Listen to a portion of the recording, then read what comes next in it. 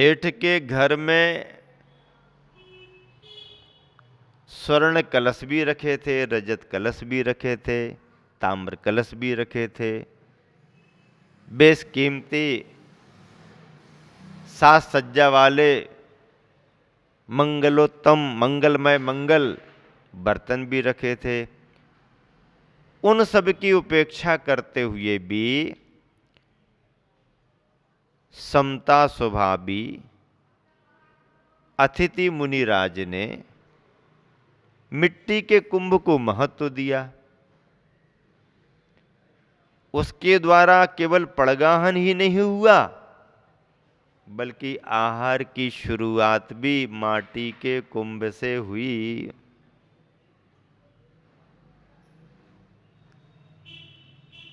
स्थिति बड़ी विषम हो गई और मूक माटी में ये सारी वार्ताएं बहुत अच्छे तरीके से रेखांकित की गई।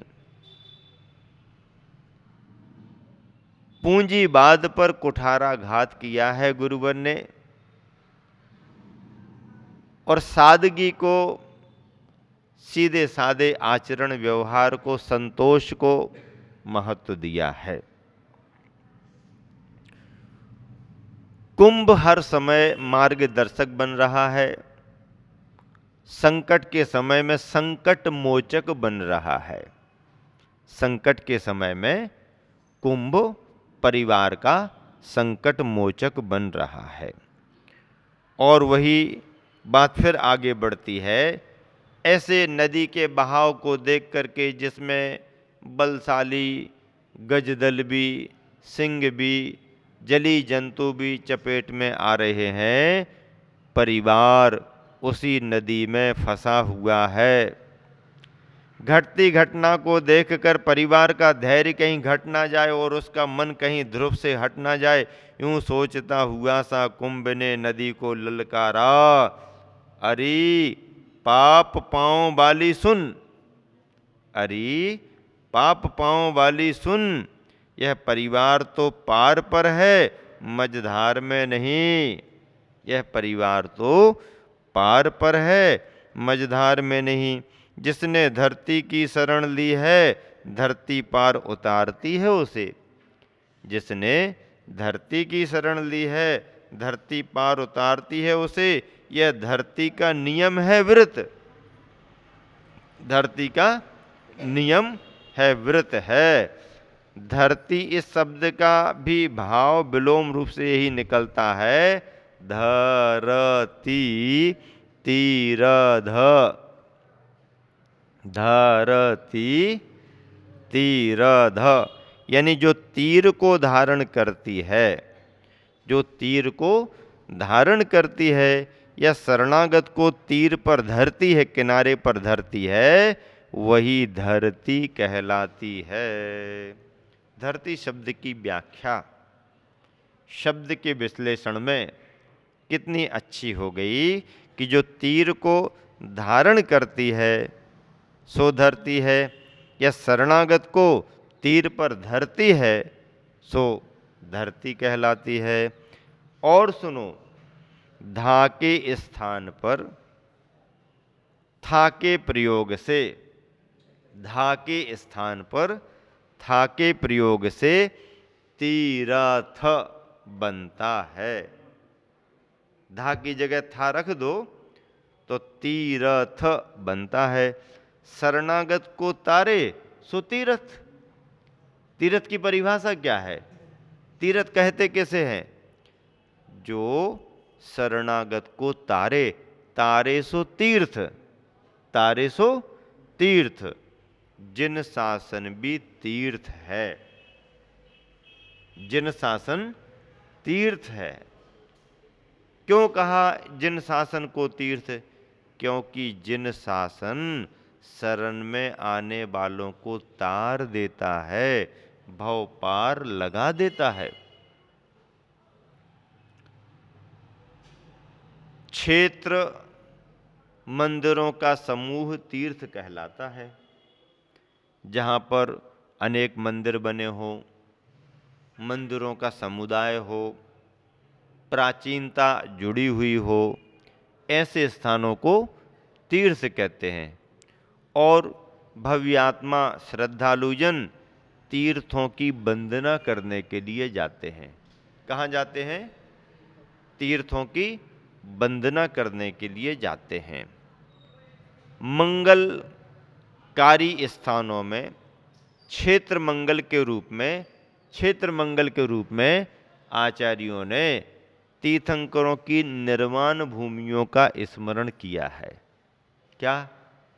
तीर्थंकर भगवंतों की जो निर्माण भूमियां हैं उन्हें क्षेत्र मंगल कहा। वह स्थान, वह क्षेत्र मंगलकारी है। कौन सा क्षेत्र मंगलकारी है? जहां पर तीर्थंकर भगवंतों के निर्माण हुए। तीर्थंकर भगवंतों की निर्माण स्थलियों में आदिनाथ भगवान अष्टापद कैलाश पर्वत से मोक्ष को प्राप्त हुए, तो अष्टापद कैलाश पर्वत क्षेत्र मंगल है। बांसपूज्य भगवान चंपापुर से मोक्ष गए, तो चंपापुर क्षेत्र मंगल है हमारे लिए। नेमिनाथ भगवान गिरनार जी से मोक्ष गए, तो गिरनार जी क्षेत्र मंगल है हमारे लिए।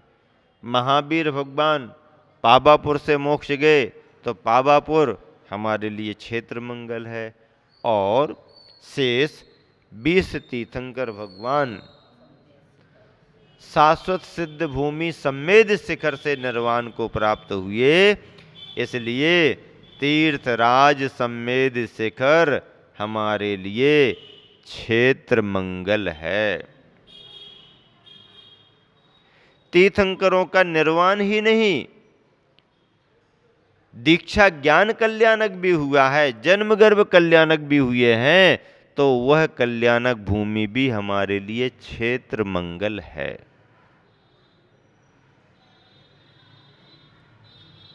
20 तीर्थंकर सम्मेद शिखर से मोक्ष गए।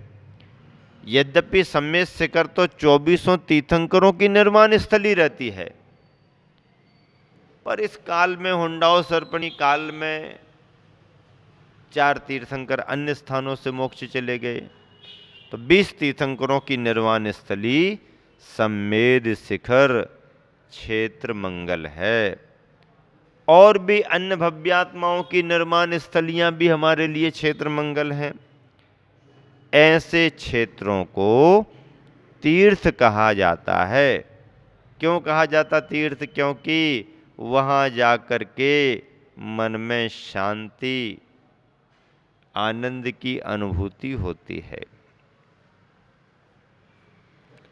मन में प्रसन्नता का भाव आता है। उन भूमियों का ये प्रभाव है। क्षेत्रों की वंदना करने के लिए सामान्य श्रद्धालुओं का ही भाव नहीं, बल्कि मुनिवरों के भी भाव होते हैं। आचार्य महाराज भी अपने संघों को लेकर के तीर्थों की वंदना करते हैं। तीर्थों की वंदना करते कि नहीं करते? आचार्य शांति सागर जी महाराज ने दक्षिण से उत्तर भारत विहार किया, विभिन्न क्षेत्रों की वंदना करते गए। गुरुवर आचार्य विद्यासागर जी महाराज जी ने सन 1983 में सम्मेद शिखर की वंदना की।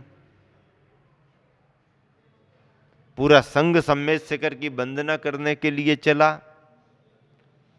सिद्ध क्षेत्र नैनागिरी, मध्य प्रदेश, जिला छतरपुर में नैनागिरी से बिहार हुआ चातुर्मास के बाद, और विशाल संघ के साथ में गुरुवर आचार्य श्री ने तीर्थराज सम्मेद शिखर की वंदना बहुत भक्ति भावों से संपन्न की।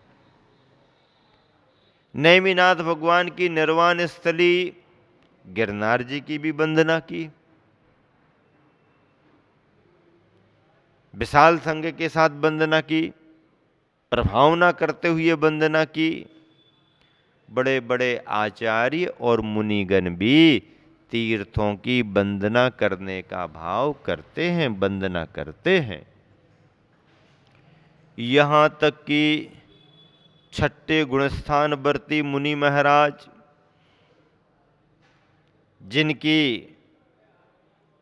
सूक्ष्म से सूक्ष्म जिज्ञासाओं का समाधान न मिल पाने के कारण आहारक पुतला निकल जाता है और केवली जिस तरफ विद्यमान हो समाधान करके आ जाता है, ऐसे आहारक पुतले की चर्चा में यह भी आता है कि यदि मुनि महाराज के मन में विशेष क्षेत्रों की वंदना करने का भाव आ जाए,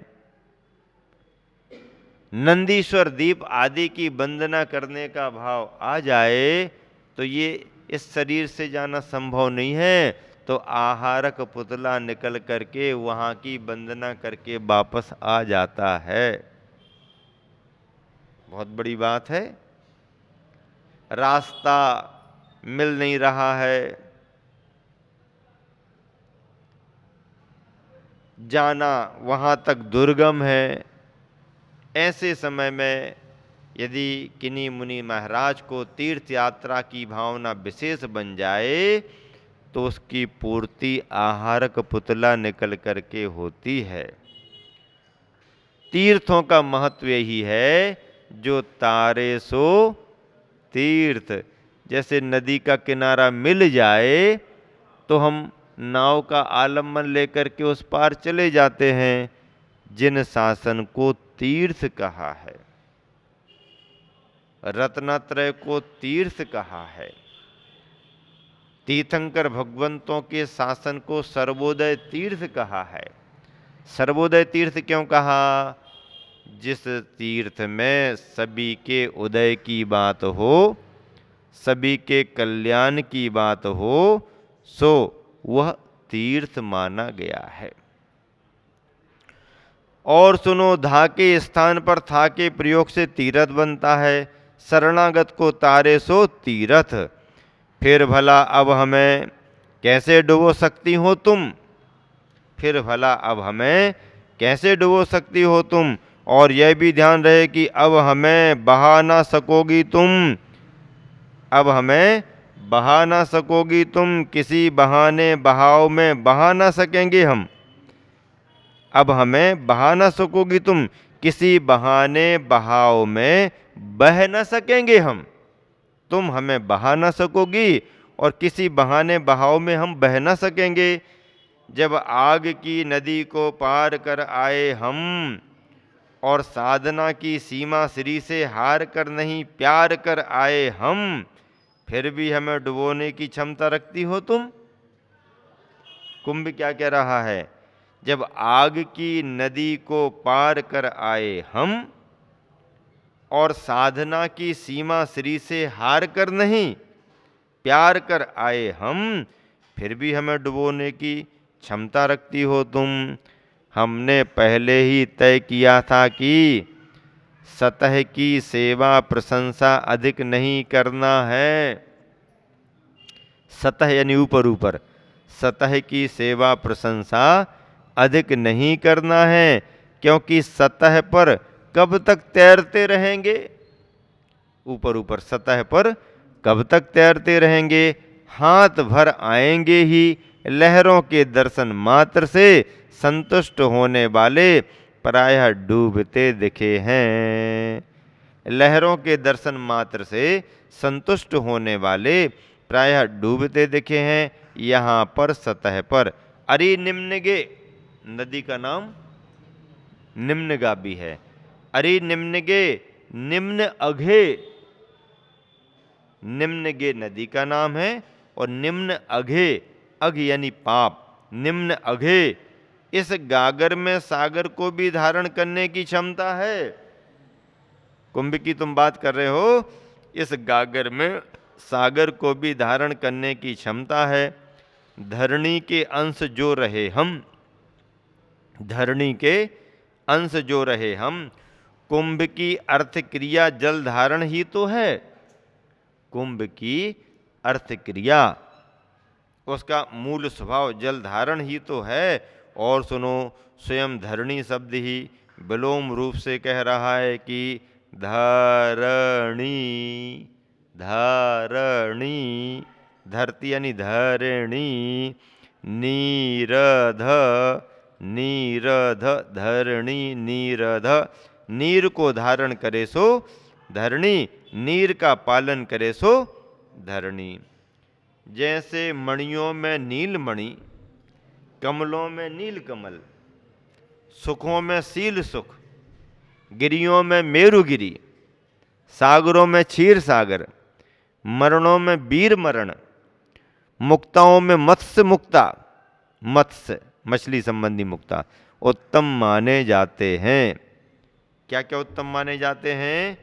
मणियों में नीलमणि, नीलम, मणियों में नीलमणि, कमलों में नीलकमल, सुखों में सील सुख, सील सुख, गिरियों में मेरुगिरी, सागरों में क्षीर सागर, मरणों में वीर मरण, मुक्ताओं में मत्स्य मुक्ता उत्तम माने जाते हैं। वैसे गुणों में गुण कृतज्ञता है, गुणों में गुण कृतज्ञता है। जिस कृतज्ञता से सुशोभित कुंभ को देखकर, ऐसी कृतज्ञता से सुशोभित कुंभ को देखकर एक महामत्स्य मुदित हो बहुमूल्य मुक्तामणि प्रदान करता है कुंभ को। लो, अब कुंभ की कृतज्ञता को देख करके एक महामत्स्य मुदित हो करके बहुमूल्य मुक्तामणि प्रदान करता है कुंभ को। महामत्स्य मुक्तामणि प्रदान कर रहा है कुंभ को। यह तुच्छ सेवा स्वीकृत हो स्वामिन, क्या कह रहा है? यह तुच्छ सेवा स्वीकृत हो स्वामिन कहकर जल में लीन होता है वह। इस मुक्ता की बड़ी विशेषता है कि जिस सज्जन को यह मिलती है वह अगाध जल में भी अबाध पथ पा जाता है, और यही हुआ तुरंत। लो, एक महामत्स्य ने मुक्ता दे दी कुंभ के लिए, और मुक्ता मिल गई तो मुक्ता का प्रभाव क्या है? मत्स्य मुक्ता यदि मिल जाए तो फिर पानी के अंदर भी जिसके पास में मुक्ता है वह रास्ता पा जाता है।